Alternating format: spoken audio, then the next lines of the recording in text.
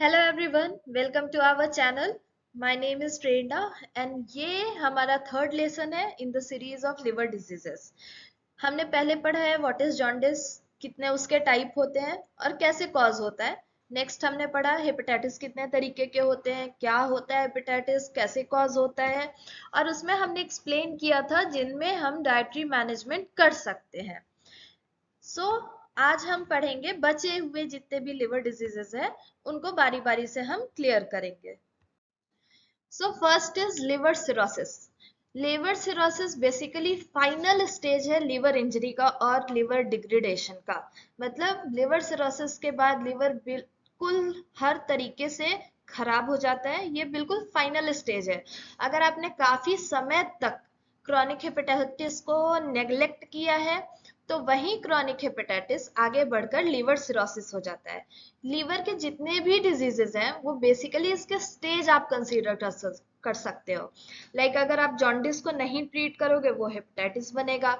Hepatitis लंबे समय तक है, अगर आप उसको नेग्लेक्ट कर रहे हो तो वो लिवर सिरोसिस बन जाता है। लिवर सिरोसिस बेसिकली कॉम्प्लिकेशन है, वो एक बहुत सारे लीवर डिजीज को जब आप कंबाइन करोगे तो ग्रुप को हम लिवर सिरोसिस कह सकते हैं। इसमें लीवर के फंक्शंस ऑल्टर हो जाते हैं और जो भी उसका स्ट्रक्चर होता है वो एबनॉर्मल स्ट्रक्चर आ जाता है।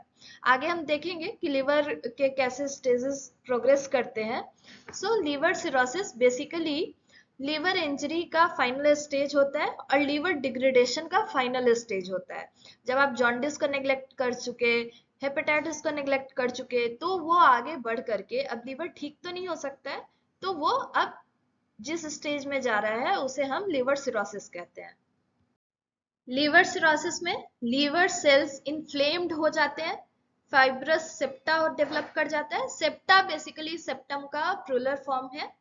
फाइब्रस सेप्टा डेवलप हो जाता है, लीवर सेल्स मरने लग जाते हैं जिनके चलते नोड्यूल्स डेवलप होते हैं और इससे ऑब्स्ट्रक्शन क्रिएट होता है, लीवर फेलियर के चांसेस बढ़ जाते हैं और ऐसे सेल्स में फाइब्रस टिश्यू और फैट बढ़ जाता है। इसे हम लीवर सिरोसिस कहते हैं। ये एक रिप्रेजेंटेशन है कि लिवर डिजीज के कैसे स्टेज प्रोग्रेस करते हैं, कितने स्टेजेस होते हैं। ये हमारा आप कंसीडर करो कि ये हेल्दी लिवर है, फिर वो इन्फ्लेम्ड होगा, उसमें फैट डिपॉजिट्स होने शुरू हो जाएंगे, बिलिरुबिन डिपॉजिट होना शुरू हो जाएगा, फिर उससे फाइब्रोसिस क्रिएट होता है। फाइब्रोसिस में जो टिश्यू होते हैं उसमें स्कार फॉर्मेशन होने लगता है लिवर टिश्यूज में, एंड देन ये फाइब्रोसिस सिरोसिस में डेवलप हो जाता है। Scar tissues replaces healthy tissues. जो फाइब्रोसिस में थोड़े थोड़े स्कार टिश्यूज बन रहे थे, अब वो अनट्रीटेड होने के कारण पूरे लीवर टिश्यू में बढ़ रहा है। हेल्दी टिश्यू जो होता है वो स्कार टिश्यू में कन्वर्ट हो जाता है। देन लीवर कैंसर कॉज होता है, मैलिग्नेंट ट्यूमर फॉर्म हो जाता है स्कार्स के चलते लीवर में, और लीवर कैंसर डेवलप होने के चांसेस होते हैं। एंड देन उसे भी अगर हम ट्रीट नहीं करते हैं तो एंड स्टेज लीवर डिजीज अकर होता है, जिसमें पूरी तरीके से लीवर फंक्शन पूरी तरीके से ऑब्स्ट्रक्ट हो जाता है, हिंडर हो जाता है, सीज्ड हो जाता है और लीवर बिल्कुल ही काम करना बंद कर देता है। इन्हीं स्टेजेस को हम थोड़ा डिटेल में पढ़ेंगे। जैसे इन्फ्लेमेशन, जैसे हमारे जब हमें फीवर होता है तो फीवर बेसिकली एक डिफेंस मैकेनिज्म है बॉडी का, कि बॉडी में कुछ गड़बड़ हो रहा है, कुछ फॉरेन पार्टिकल्स हैं जिनसे लड़ने के लिए बॉडी ज्यादा एक्टिव हो गई है और फिर हमें फीवर कॉज हो रहा है, टेम्परेचर बढ़ रहा है। ठीक ऐसे ही जब लीवर फेलियर के अर्ली स्टेजेस में लीवर थोड़ा इनलार्ज होता है, इनलार्ज हो जाता है, इन्फ्लेम्ड हो जाता है और उसमें जो स्वेलिंग आती है वो बेसिकली बॉडी फाइटिंग रिस्पॉन्स होता है। वो डिफेंस मैकेनिज्म हम कह सकते हैं, जो कि एक हो रहे इंजरी को हील करने की कोशिश करता है। जब हम इस पर भी ध्यान नहीं देते हैं, आम भाषा में जिसे हम लीवर बढ़ना कहते हैं, अगर हम उस पर भी ध्यान नहीं देते हैं तो वो आगे जाके लीवर फाइब्रोसिस में कन्वर्ट हो जाता है।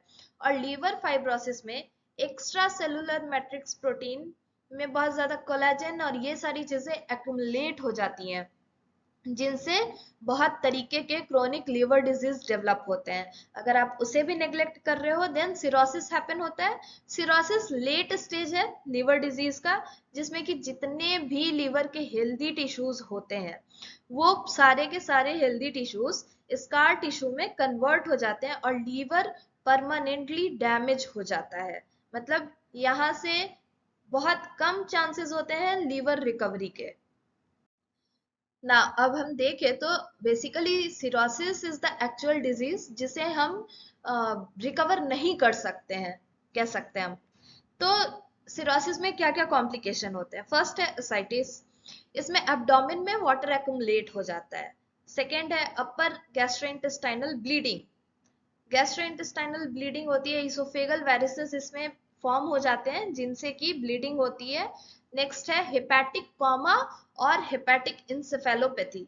अब इन तीनों को हम डिटेल में पढ़ेंगे कि एक्चुअली असाइटिस, अपर गैस्ट्रोइंटेस्टाइनल ब्लीडिंग और हेपेटिक इंसेफेलोपैथी क्या होता है और इसमें क्या क्या कॉम्प्लिकेशंस आते हैं।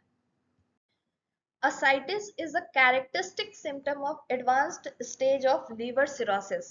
So ascites advanced stage है liver cirrhosis का, और इसमें usually peritoneal cavity, abdomen का जो peritoneal cavity होता है उसमें बहुत ज्यादा अमाउंट में, बहुत ज्यादा क्वांटिटी में फ्लूइड इकट्ठा हो जाता है और इसे ही हम ascites कहते हैं। असाइटिस होने के भी कुछ कारण होते हैं, जैसे फर्स्ट है पोर्टल हाइपरटेंशन। सो पोर्टल हाइपरटेंशन क्या होता है? It is increased pressure with in the portal veins. जो पोर्टल वेन्स होती हैं उनमें जब प्रेशर बढ़ जाता है उसे हम पोर्टल हाइपरटेंशन कहते हैं। Now what is portal veins? जो भी वेन जो डाइजेस्टिव ऑर्गन से ब्लड को कैरी करके लीवर तक ले जाती है उस वेन को हम पोर्टल वेन कहते हैं। नेक्स्ट है हाइपोएल्ब्यूमिनिया, fall in colloidal osmotic pressure due to inadequacy of serum albumin। ठीक है, नाम से ही समझ में आ रहा है, हाइपो मतलब कम, एल्ब्यूमिनिया मतलब एल्ब्यूमिन की कमी। सो कोलाइडल ऑस्मोटिक प्रेशर जो होता है वो कम हो जाता है।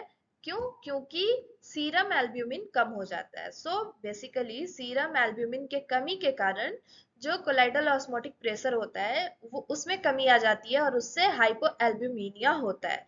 एंड हाइपोएल्ब्यूमिनिया इज अ रीजन कि असाइटिस कॉज होता है। नेक्स्ट है रीनल डिसफंक्शन। अगर रीनल डिसफंक्शन हो जाए तो भी असाइटिस कॉज होता है। क्यों? क्योंकि increased renal tubular sodium reabsorption and water retention. जो रीनल ट्यूबुलर होता है उसमें सोडियम का रीअब्जॉर्प्शन होता है। जो भी सोडियम बच जाते हैं वो फिल्टर आउट होते हैं, वो वापस से रीअब्जॉर्ब होते हैं रीनल ट्यूबुलर वेन्स में।